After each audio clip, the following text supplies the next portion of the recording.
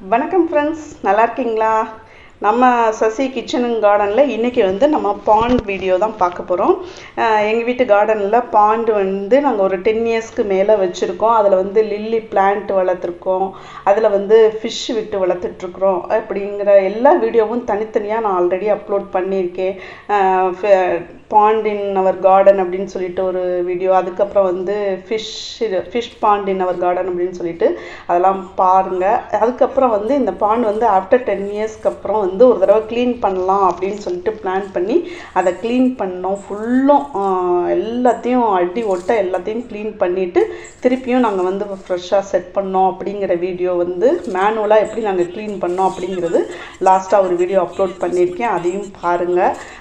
அதுக்கப்புறம் இப்போ க்ளீன் பண்ண பாண்டில் எப்படி இப்போ திருப்பியும் தண்ணி விட்டு எப்படி புதுசாக பிளான்ட்லாம் வச்சு எப்படி ஃபிஷ்ஷெல்லாம் விட்டோங்கிறத இந்த வீடியோவில் நம்ம பார்ப்போம். இதை நாங்கள் இடையில இந்த ஃபுல்லும் க்ளீன் பண்ணி எல்லாம் காய விட்ட பிறகு கொஞ்சம் லீக்கேஜ் எல்லாம் இருந்ததெல்லாம் அடைச்சிட்டு திருப்பி நல்லா ஃப்ரெஷ்ஷாக பூசிட்டு திருப்பி க்ரியேட் பண்ணலாம் அப்படின்ட்டு செட் பண்ணியிருக்கோம்.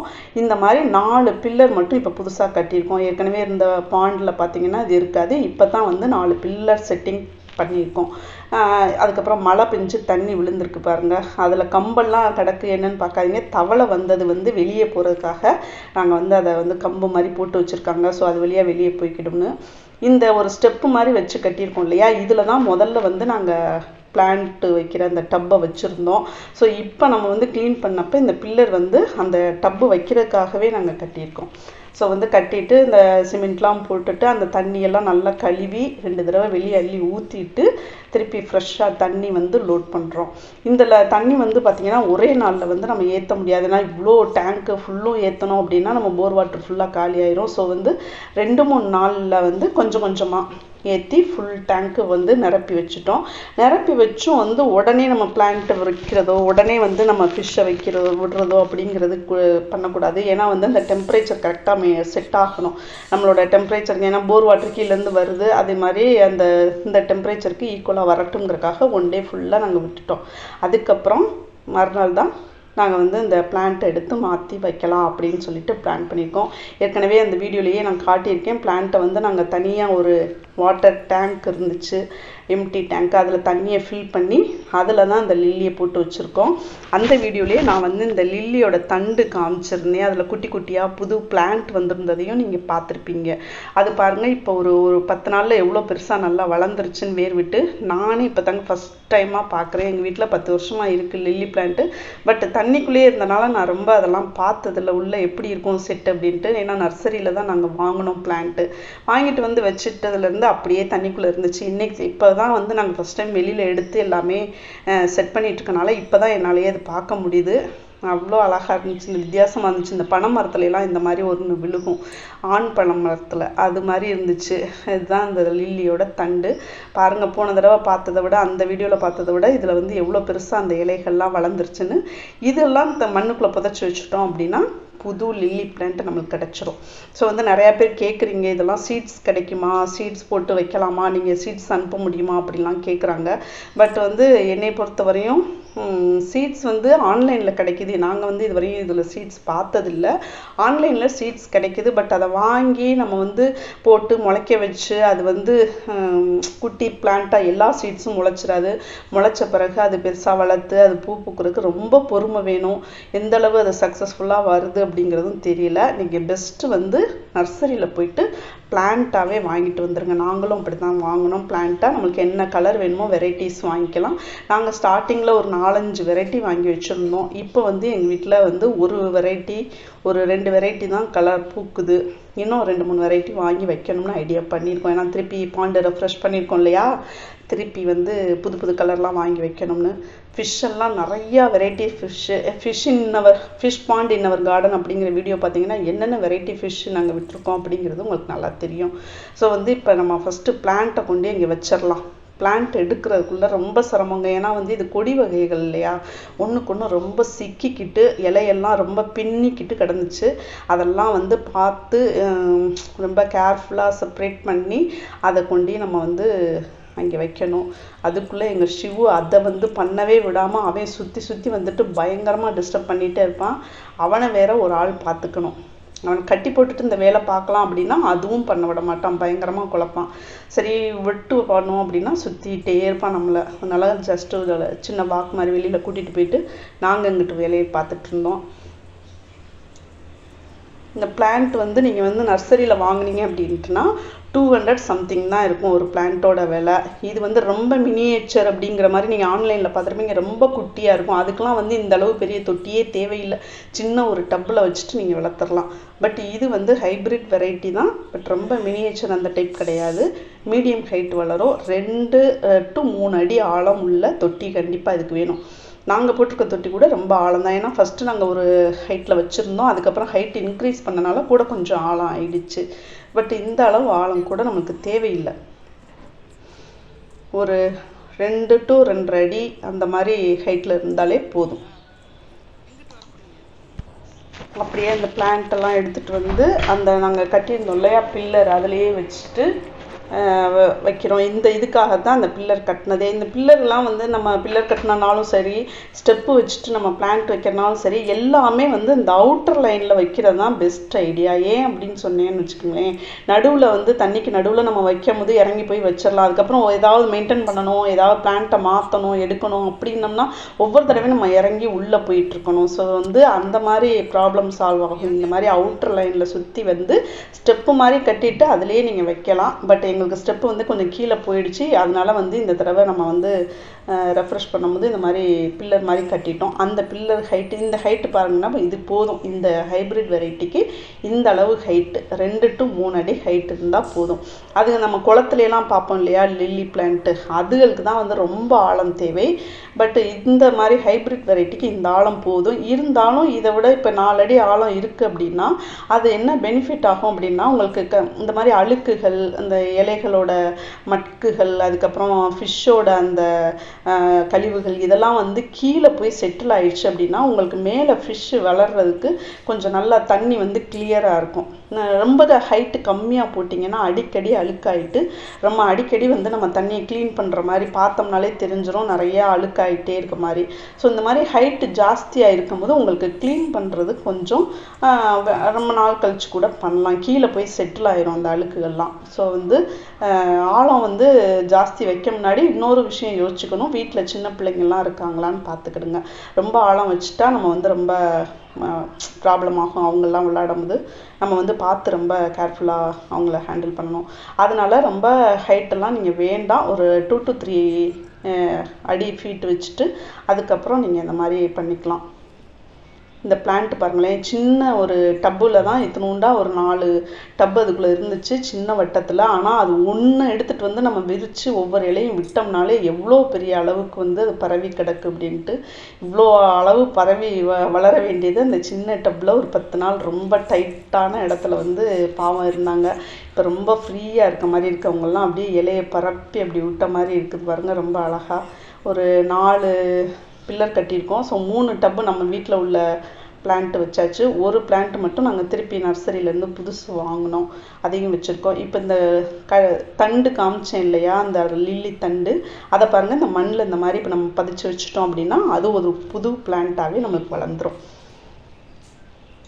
இதில் வந்து சீட்ஸ் எல்லாம் வந்துட்டு நான் பார்த்ததில்ல இது வரையும். ரொம்ப இது வந்து இந்த மாதிரி தண்டு வச்சு தான் புது பிளான்ட்டு க்ரியேட் பண்ணுறாங்க. இன்னொரு லில்லி இருக்குது, அதில் பார்த்தீங்கன்னா இலையிலேயே புது பிளான்ட்டே வருது. அதாவது இந்த கட்டி போட்டால் குட்டி போடும் நீங்கள் செடியெல்லாம் கேள்விப்பட்டிருப்பீங்க, அந்த மாதிரி செடி மாதிரியே இந்த லில்லிலையும் ஒரு வெரைட்டியில் இலையிலேயே புது பிளான்ட்டு வருது.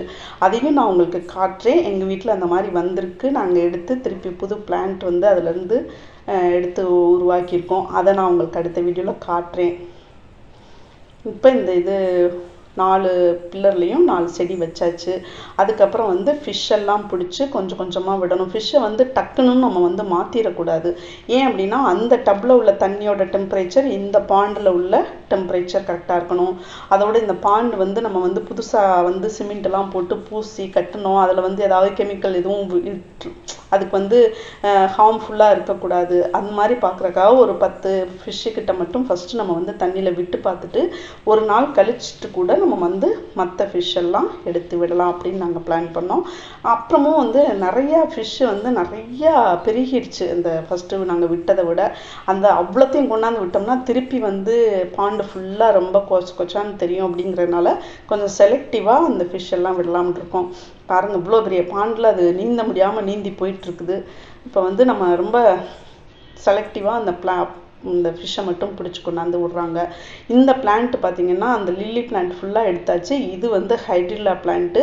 இதுவும் நான் ஏற்கனவே அந்த பாண்டு வீடியோவில் காமிச்சிருக்கிறேன். இது வந்து நிறைய பேர் பார்த்துருப்பீங்க. நம்ம குளங்கள்லாம் ரொம்ப ஈஸியாக வந்து பார்க்கக்கூடிய அளவில் இருக்கும். ஹைட்ரில்லா பிளான்ட்டுன்னு சொல்லுவோம். இது வந்து ஆக்சிஜன் நல்லா கொடுக்கக்கூடிய ஒரு பிளான்ட்டு. நாங்கள் வந்து இந்த பாண்டில் வந்து வேறு எந்த ஆக்சிஜன் கொடுக்குறதுக்கான செட்டிங் எதுவுமே தனியாக வச்சுக்கல. ஒன்லி வந்து இந்த ஹைட்ரில்லா பிளான்ட்டு, அப்புறம் நார்மலாக அந்த பாண்டு நல்லா பெரிய லெவலில் இருக்கும்போது அதுவே ஆக்சிஜன் நல்லா மேலே வந்துச்சுனாலே நல்லா கிடைக்கும். அந்த மாதிரி தான் நம்ம வச்சுருக்கோம். இப்போ நம்ம வந்து வீட்டுக்குள்ளே ஃபிஷ் டேங்க் வளர்க்குறோம்னு வச்சுக்கோங்களேன், எவ்வளோ ப்ராப்ளம்ஸ் வரும். நீங்கள் நிறையா பேர் அதெல்லாம் ஃபேஸ் பண்ணியிருப்பீங்க. அடிக்கடி தண்ணி மாற்றுறது, அதுக்கப்புறம் வந்து அந்த ஆக்சிஜன் கொடுக்கக்கூடிய அந்த மிஷின்ஸ் செட் பண்ணணும், அப்புறம் டெய்லி கரெக்டாக ஃபுட்டு போடணும். அதில் நிறைய வந்து டெத்தும் நிறையா இருக்கும். இப்போ மீன்கள் நிறையா செத்துட்ருக்கோம். அந்த மாதிரிலாம் நிறையா ப்ராப்ளம் இருக்கும். பட் இந்த பாண்டில் பார்த்தீங்கன்னா அந்த ப்ராப்ளம் எதுவுமே இருக்காது. முக்கியமாக பாண்டு வச்சிங்கன்னா கண்டிப்பாக நீங்கள் பண்ண வேண்டியது வந்து ஃபிஷ்ஷு வளர்க்கணும். ஏன் அப்படின்னா அதில் வந்து இந்த ஃப்ரெஷ் வாட்டரில் வளர்கிற மஸ்கிட்டோக்கள்லாம் நிறைய வளரும். அதுகெல்லாம் வந்து இந்த டெங்கு ஃபீவர் உண்டாக்குறது, அந்த மாதிரி நிறையா ப்ராப்ளம் உள்ள அந்த மஸ்கிட்டோஸ்லாம் ஃப்ரெஷ் வாட்டரில் வந்து வளரும்னு சொல்லி நம்ம வந்து படிச்சிருக்கோம். ஸோ அதெல்லாம் வந்து இந்த ஃபிஷ் வளர்த்துட்டோம் அப்படின்னா இந்த ஃபிஷ்ஷெல்லாம் வந்து அந்த மஸ்கிட்டோவோட முட்டை அப்புறம் இதுகளெல்லாம் சாப்பிட்டுட்ரும். ஸோ வந்து அந்த ப்ராப்ளம் வந்து ஃபுல்லாக இதில் வந்து சால்வ் ஆகிடும். அதனால் பாண்டு வைக்கணும் அப்படின்னு வச்சிங்கன்னா, பாண்டு வச்சுட்டு பிளான்ட் வச்சுட்டு கண்டிப்பாக ஃபிஷ்ஷும் இந்த மாதிரி நீங்கள் வந்து வெரைட்டிஸ் வாங்கி விடுங்க. கொய் ஃபிஷ் வளர்க்கலாமான்னு சிலர் கேட்டாங்க. கொய் ஃபிஷ் வளர்க்கலாம். பட் அதுக்கு இன்னும் கொஞ்சம் ஆழம் அதிகமாக தேவைப்படும். இன்னும் அது வந்து பெரிய சைஸில் இருக்கிறனால டேங்க்கும் இன்னும் கொஞ்சம் பெருசாக இருக்கணும். அந்த மாதிரி வச்சிங்கன்னா கொய் ஃபிஷ்ஷும் வளர்க்கலாம். பட் நாங்கள் வந்து இந்த டேங்க்கில் வந்து கொய் ஃபிஷ் விடலை. வெறும் வந்து இந்த மாதிரி கலர் ஃபிஷ்ஷு தான் வாங்கி வெரைட்டிஸ் விட்டுருக்கோம். அதுலேயும் செலக்டிவாக கொஞ்சமாக ரொம்ப பர்டிகுலராக உள்ள ஃபிஷ் மட்டும் இந்த தடவை பிடிச்சி இப்போ விட்றாங்க. நீங்கள் எதுக்காக வந்து இந்த பாண்டில் வந்து நீங்கள் ஒரு டவுட் கேட்கலாம், எப்படி வந்து லீக்கேஜ் இருக்குமா, அப்போ வந்து நம்ம அந்த மாதிரி மாற்றி கட்டிகிட்ருக்கணும், அடிக்கடி தண்ணி நிரப்பிட்டுருக்கணும் அப்படிங்கிற மாதிரி யோசிப்பீங்க. அப்படிலாம் கிடையாது. நாங்கள் வந்து ஹைட் இன்க்ரீஸ் பண்ணோம் செகண்ட் டைம் அப்படின்னு நான் சொன்னேன் இல்லையா, அப்போது பார்த்தீங்கன்னா யாரும் வந்து உள்ளே இறங்கி நின்று கட்ட முடியலை. ஏன்னா வந்து உள்ளே வந்து பிளான்ட் இருந்துச்சு, ஃபிஷ் இருந்துச்சு, லில்லி எல்லாமே அப்படியே பாண்டில் தண்ணி இருந்துச்சு. அதுக்குள்ளே இறங்கி நின்று அவங்க கொத்தனார் அவங்களால பூச முடியலை. ஸோ மேலே நின்றுட்டே இப்படி குனிஞ்சிட்டு லைட்டாக அப்படி பூசி விட்டாங்க. அது வந்து அந்தளவு பர்ஃபெக்டாக இல்லை. அப்படிங்கிறனால தான் அந்த லீக்கேஜ் இருந்திருக்கு. ஸோ இந்த நம்ம க்ளீன் பண்ண சமயத்தை நாங்கள் யூஸ் பண்ணிவிட்டு திருப்பி கொத்தனார் ஆள் விட்டு அதை வந்து திருப்பியும் பூசிட்டு அப்புறம் தண்ணி லோட் பண்ணோம். இப்போ வந்து எங்களுக்கு அந்த லீக்கேஜ் ப்ராப்ளமே இல்லை. ஸோ அது மாதிரி நீங்கள் யோசிக்க வேண்டாம். நல்லா பாண்ட் கட்டும் போதே நல்லா கட்டிட்டு உள்ளே சிமெண்ட் வச்சு நல்லா பூசிட்டோம் அப்படின்னா அந்த லீக்கேஜெலாம் கண்டிப்பாக இருக்காது. நல்லாவே வந்து தண்ணி அப்படியே ஸ்டேபிளாக இருக்கும். ஒரு வெயில் காலம் அப்படின்னா தான் ஒரு வாரத்தில் கொஞ்சோண்டு ஒரு 1/4 அடி அப்படி குறையும். அப்போது நம்ம வந்து திருப்பி தண்ணி வந்து ஃபில் பண்ணிக்கலாம். கண்டிப்பாக நீங்கள் வந்து ஒரு கார்டன் வைக்கணும், கார்டன் லவ்வராக இருந்தீங்கன்னு வச்சுக்கோங்களேன், கண்டிப்பாக உங்கள் வீட்டு கார்டனில் வந்து பாண்ட் செட் பண்ணுங்கள். நிறையா பேருக்கு அந்த ஆசை இருக்கும், பாண்ட் செட் பண்ணணும் அப்படின்ட்டு, லில்லி பிளான்ட் வளர்க்கணும் அப்படின்ட்டு. பட் இந்தளவு பெருசாக பண்ணுறதுக்கு நிறையா பேர் யோசிச்சுட்ருப்பீங்க, எப்படி வைக்கணும், எப்படி இது வந்து நம்மளால் மெயின்டைன் பண்ண முடியுமா, இது வந்து சக்ஸஸ்ஃபுல்லாக இருக்குமா அப்படிங்கிற மாதிரி நீங்கள் யோசிச்சுட்ருப்பீங்க. கண்டிப்பாக பண்ணுங்கள், ஒன்றுமே பிரச்சனை இல்லை. ரொம்ப அழகாக வந்து நம்மளால் செட் பண்ண முடியுது. ஒன்றுமே இல்லைங்க, இதில் வந்து எவ்வளோ ஆழத்தில் நம்மளுக்கு வந்து அந்த ஷேப் என்ன மாதிரி வேணும் அப்படிங்கிற மாதிரி நம்ம வந்து மார்க் பண்ணிவிட்டு குழி தோண்டிட்டு அதுக்கப்புறம் கொத்தனார் ஆள் விட்டு நம்ம வந்து சிமெண்ட் வச்சு செங்கல் வச்சு ஃபஸ்ட்டு கட்டிட்டு அதுக்கப்புறம் மேலே சிமெண்ட்டு பூசிட்டு அடியிலையும் சிமெண்ட் தளம் போட்டுட்டு சிமெண்ட் வந்து கொஞ்சம் நல்லா காங்க்ரீட் தளம் மாதிரி போட்டுருங்க. அப்போ தான் வந்து தண்ணி கீழே வந்து உறிஞ்சி போகாது. ஸோ கீழே வந்து காங்க்ரீட் தளம் மாதிரி நல்லா அந்த சல்லி இதெல்லாம் வச்சு காங்க்ரீட் போடுவாங்களா அது மாதிரி போட்டு அதுக்கு மேலே சிமெண்ட் பூசிட்டு ஸோ வந்து நம்மளுக்கு வந்து நல்லா காய விட்டு தண்ணி இந்த மாதிரி ரெப்பிட்டு நம்ம பிளான்ட் வாங்கியாந்து நம்ம வச்சிடலாம். அவ்வளோதான். ஃபிஷ் வந்து நமக்கு என்ன விருப்பப்படுறோமோ அந்த ஃபிஷ் வாங்கி விட்டுடலாம். முக்கியமாக அந்த கட்டும் போது வந்து ஸ்டெப்பு வச்சு கட்டிடுங்க. அப்படி இல்லை அப்படின்னா இந்த மாதிரி பிளான்ட் ஹைட்டுக்கு தூக்கி வைக்கிற மாதிரி சின்ன அளவில் பில்லர் மாதிரி வச்சு கட்டிடுங்க. இல்லை நீங்கள் போடுற தொட்டி வந்து 2.5 to 3 அடிக்குள்ளே தான் இருக்குது அப்படின்னா நீங்கள் வந்து அது ப்ராப்ளமே இல்லை, அப்படியே நீங்கள் செடியை கொண்டாந்து அந்த ஸ்டெப்பில் வச்சிடலாம். ஸோ வந்து ரொம்ப ஈஸி. நம்ம வந்து தண்ணி வந்து சேஞ்ச் பண்ணுறது அப்படிங்கிறதெல்லாம் இவ்வளோ பெரிய டேங்காக இருக்கிறதுனால நம்ம அடிக்கடி சேஞ்ச் பண்ணணும்னு அவசியம் இல்லை. நம்மளுக்கு வந்து ஆக்சிஜன் அந்த மாதிரி செட்டப்புக்கும் நமக்கு வந்து வாட்டர் பிளான்ட்ஸ் இந்த மாதிரி நம்ம கொண்டாந்து விட்டுட்டோம் அப்படின்ட்டுனா அதுவும் வந்து ஓகே ஆகிடுது. ஸோ வந்து வேறு என்ன இதுக்கு மெயின்டெனன்ஸ் அப்படின்னு பார்த்தீங்கன்னா நம்ம இந்த லில்லி பிளான்ட்டுக்கு நம்ம உரம் எதுவும் வைக்கணும் அப்படின்னா மட்டும்தான். அது எப்படி வைக்கிறது, அது என்ன மாதிரி உரம்லாம் வைக்கலாம் அப்படிங்கிறது இன்னொரு வீடியோ உங்களுக்கு தனியாக நான் அப்லோட் பண்ணுறேன். அவ்வளோதான் ஃப்ரெண்ட்ஸ். நாங்கள் வந்து அந்த பழைய தொட்டியை வந்து ஃபுல்லாக க்ளீன் பண்ணிவிட்டு தண்ணி ஃபுல்லாக நிரப்பிட்டு நாங்கள் சின்ன சின்ன சேஞ்சஸ் பண்ணுறதையும் பண்ணிவிட்டு தண்ணி நிரப்பிட்டு பிளான்ட்ஸை கொண்டாந்து வச்சுட்டோம். மீனையும் கொண்டாந்து விட்டுட்டோம். அவ்வளோதான். செட்டிங் திருப்பி வந்துருச்சு. பிளான்ட் எல்லாம் புதுசாக வளர ஆரம்பிச்சிருச்சு பாருங்கள். இந்த ஃபிஷ்ஷும் வந்து ரொம்ப நல்லாவே ஹெல்த்தியாக இருக்குது. ஒன்றும் ப்ராப்ளம் வரல. ஓகே ஃப்ரெண்ட்ஸ், உங்களுக்கு இந்த வீடியோவும் கொஞ்சம் நல்லா யூஸ்ஃபுல்லாக இருக்கும் அப்படின்னு நினைக்கிறேன். இன்னும் இந்த பாண்ட் பற்றி நிறையா டீட்டெயிலான இன்னும் நிறைய வீடியோக்கள் அடுத்தடுத்து அப்லோட் பண்ணுறேன். எல்லோரும் கண்டிப்பாக பாருங்கள். தேங்க்யூ.